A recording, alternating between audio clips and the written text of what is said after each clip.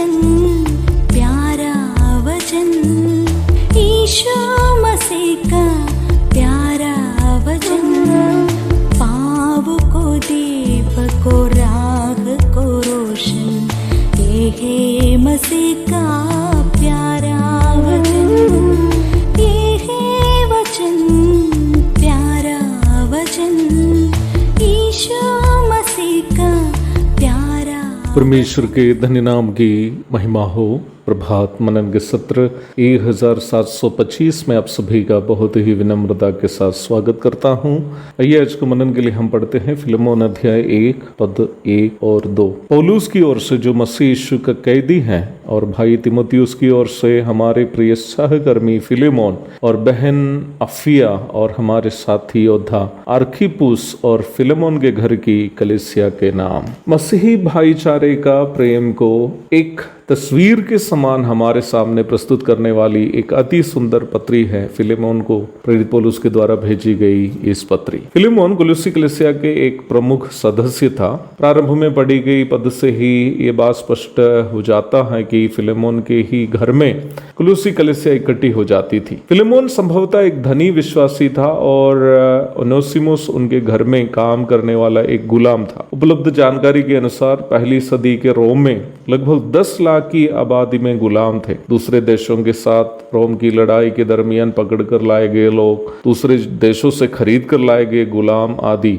इनमें शामिल थे। गुलामों को देश में द्वितीय स्थानीय माना जाते थे और उन्हें कभी रोमी नागरिक के समान सौभाग्यताएं नहीं मिलती थी। गुलामों की गवाही को अदालतों में कोई मूल्य नहीं था। इसके बावजूद भी गुलामों से अच्छे कारीगर, कलाकार आदि लोगों को समाज में मान्यता मिलती थी। पत्री की रचना करते समय अर्थात लगभग ईस्वी 60 और 62 के बीच में प्रेरित पौलुस सुसमाचार प्रचार के कारण रोम के जेल में कैद थे। प्रेरित पौलुस जब इफिसुस में सेवा कर रहा था, उन्हीं की सेवकाई के माध्यम से फिलेमोन प्रभु में आया था। अर्थात फिलेमोन पौलुस का एक आत्मिक पुत्र था। पद 19 पढ़िएगा। ओनेसिमुस जो फिलेमोन का गुलाम था, फिलेमोन के घर से कुछ कीमती चीजें चोरी करके भाग गया था, परंतु वह बाद में पकड़ा गया और उसे भी वही जेल में डाल दिया गया जहां पौलुस भी कैद में था। जेल में पौलुस ओनेसिमुस से मिलता है और उसके साथ सुसमाचार बांटता है। परमेश्वर के आत्मा ओनेसिमुस को विश्वास की ओर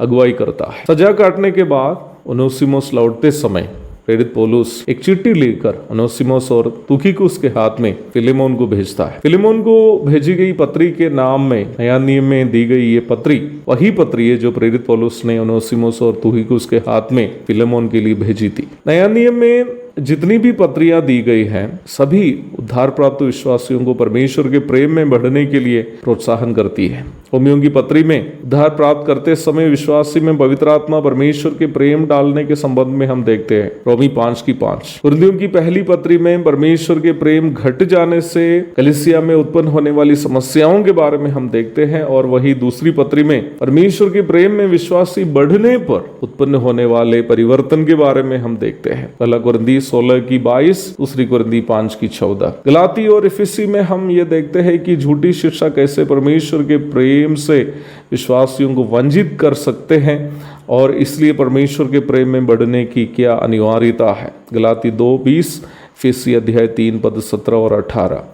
फिलिपियों में हम देखते हैं कि परमेश्वर का प्रेम कैसे हमें कष्टों में भी आनंदित बना के रखता है। फिलिपी 4:4। कुलुस्सियों में हम देखते हैं कि परमेश्वर का प्रेम में बढ़ना और दर्शन शास्त्र की शिक्षा में क्या अंतर है। कुलुस्सी अध्याय 2 पद 4 से 23 तक। थिस्सलुनीकियों के दोनों पत्रियों में हम देखते हैं कि परमेश्वर का प्रेम में बने रहना यीशु मसीह के दूसरे आगमन के उपलक्ष्य में विश्वासियों की क्या अनिवार्यता है। पहला थिस्सलुनीकियों अध्याय 3 पद 12 और 13। तीमुथियुस एवं तीतुस को भेजी गई पत्रियों में पौलुस अपने शिष्यों को मार्गनिर्देश दे रहा है कि अगुवे के रूप में वे कैसे कलीसिया को परमेश्वर के प्रेम में बढ़ने के लिए उनकी मदद करनी है। दूसरा तीमुथियुस अध्याय 1 पद 13, तीतुस अध्याय 3 पद 5 से 7 तक। जब हम फिलेमोन की पत्री में आते हैं तो पौलुस फिलेमोन और ओनेसिमुस के जीवन के माध्यम से पवित्र आत्मा परमेश्वर के प्रेम को प्रायोगिक जीवन में लागू करने की बात को दृष्टांत स्वरूप हमारे सामने प्रस्तुत कर रहा है। प्रभु दया करे तो आने वाले दिनों में इस छोटी सी लेकिन सुंदर पत्री की गहराई की ओर उतरने की कोशिश हम करेंगे, ताकि हम भी ये जान सके कि परमेश्वर का प्रेम कैसे मुझको और आपको परिवर्तित कर सकता है। एक और शुभ दिन की धन्य कामनाओं के साथ आज का मनन मैं यहाँ समाप्त करता हूँ। प्रभु आप सबको आशीष दे। आमीन।